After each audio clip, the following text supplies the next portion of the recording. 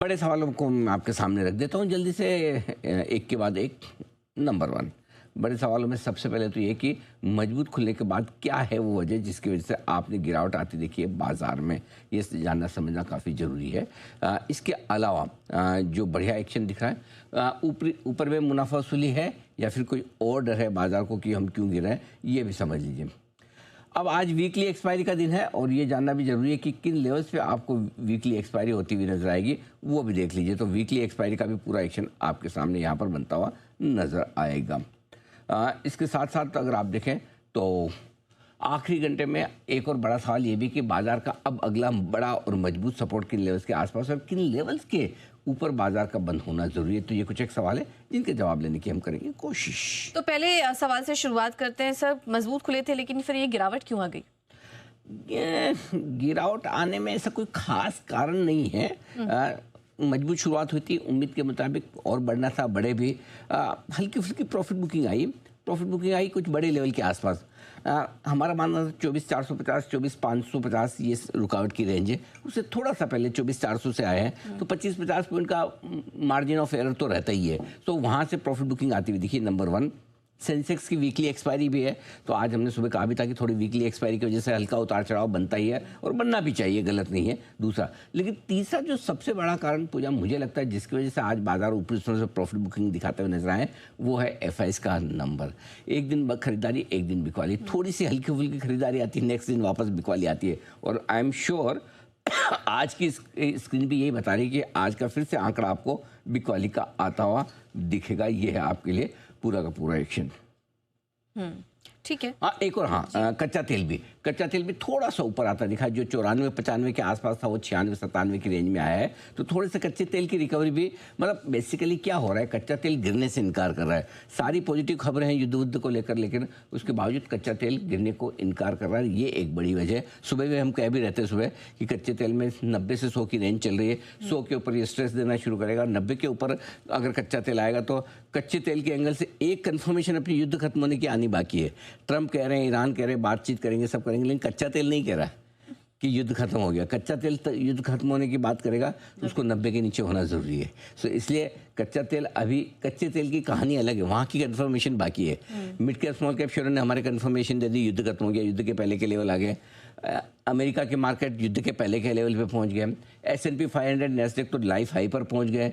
तो वो सारी चीज़ें अपनी जगह है, लेकिन कच्चा तेल अकेला एक है कि अभी मैं युद्ध के लेवल से बहुत ऊपर हूँ। युद्ध के शुरू होने के पहले 70 का लेवल था, अभी 95-97 है।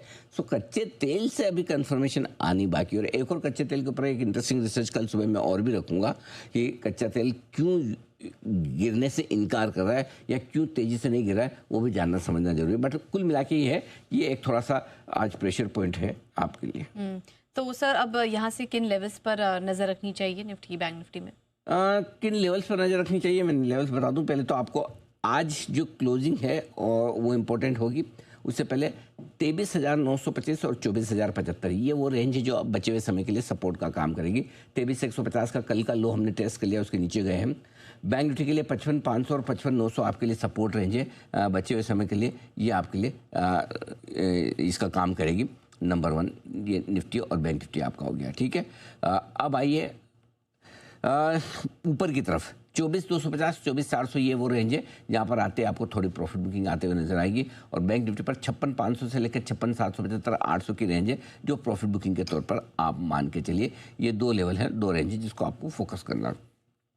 अब आइए क्लोजिंग बेसिस पे 24,146 कल का लो था, उससे थोड़ा नीचे 24,125 मान लीजिए। अगर इसके नीचे बंद होते हैं तो तेजी पर थोड़ा सा ब्रेक लगने की संभावना। बैंक निफ्टी पर कल 56,100 का लो था, 56,000 के नीचे बंद होते हैं तो थोड़ा सा लगेगा तेजी पर हल्का सा ब्रेक लग रहा है, थोड़ा रुके।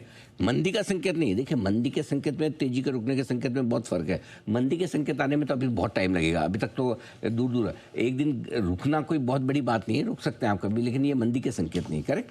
ऊपर में अगर आज 24,300 के ऊपर की क्लोजिंग मिल जाती है और बैंक निफ्टी पर 56,500 के ऊपर की क्लोजिंग मिल जाती है तो बहुत अच्छी मानी जाएगी। 56,800 की मिल जाए तो कहना ही क्या, 56,500 की मिल जाए तो ठीक मानी जाएगी। तो कुल मिला के ये है मामला, पूजा के ठीक है, मार्केट एक तरफा तेजी के बाद थोड़ी प्रॉफिट बुकिंग आना चाहिए, वो आती हुई दिख रही है। ऐसे कोई चिंता और टेंशन वाली बात है नहीं।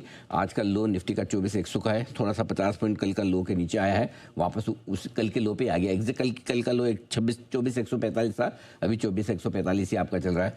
बैंक निफ्टी में कल का लो था आपका 56,100 का, अभी 56,075 के आसपास वहीं चल रहा है। कल के लोज के आसपास ट्रेड करें। और इंटरेस्टिंग चीज़ देखिए, आज का स्टॉप लॉस का लेवल हमने दिया था निफ्टी में इंट्राडे का 55,900 का, माफ़ कीजिए बैंक निफ्टी में, और लो का आज का लो क्या है 55,898, एकदम वहीं पर ट्रेड करता दिखा है। सबसे बढ़िया बात क्या है, इन सब चीज़ों के बीच में एक रनिंग करेक्शन के बीच में जो आपको देखने वाली ज़रूरत है वो है मिड कैप और small cap share.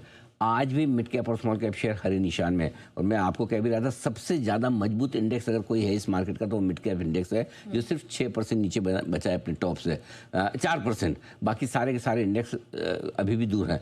Small cap index आज यहाँ पर भी बढ़िया एक्शन है और बहुत बढ़िया तेजी यहाँ भी हुई। निचले हिस्सों से स्मॉल कैप इंडेक्स करीबन 13-14% रिकवर हो चुका है।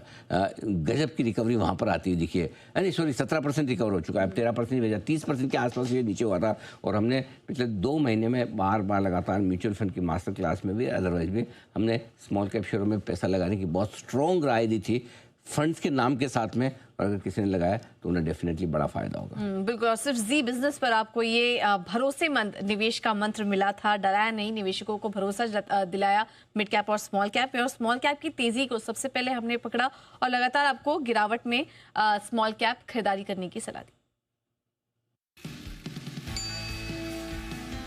स्मॉल कैप इंडेक्स लगातार दूसरे दिन ये तेज रहा है, सारी गिने ये तेज रहा है, ठीक है। चौथे दिन लगातार हायर लो इसने फिर बनाया है। लगातार दूसरे दिन ये भी 50 डीएमए के ऊपर बंद हुआ है, 16,505 का 50 डीएमए 16,566 के आसपास बंद हुआ है। तो दोनों index, mid cap select index और small cap index, Nifty bank Nifty के मुकाबले में ज़्यादा बेहतर, ज़्यादा मजबूत दिख रहे हैं। स्मॉल कैप इंडेक्स दूसरे हफ्ते मजबूत रहा है, सोचिए। और आपको याद है पिछले 2-3 हफ्तों से हम लगातार स्मॉल कैप शेयरों में पैसा लगाने के लिए म्यूचुअल फंड की मास्टर क्लास में भी पिछले महीने मैंने कहा था कि स्मॉल कैप फंड में पैसा लगे, सबसे ज़्यादा स्मॉल कैप फंड पैसा बना कर देंगे। जो स्मॉल कैप इंडेक्स 30% नीचे था, और तब मैं चिल्ला के मतलब था पिछले 2 महीने से म्यूचुअल फंड की मास्टर क्लास में बोल रहा हूँ स्मॉल कैप फंड में पैसा लगे, स्मॉल कैप फंड में पैसा लगे।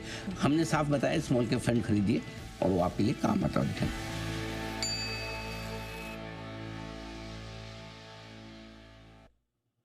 बिल्कुल। तो स्मॉल कैप फंड में लगातार खरीदारी करने की सलाह हमने आपको दी। चलिए आगे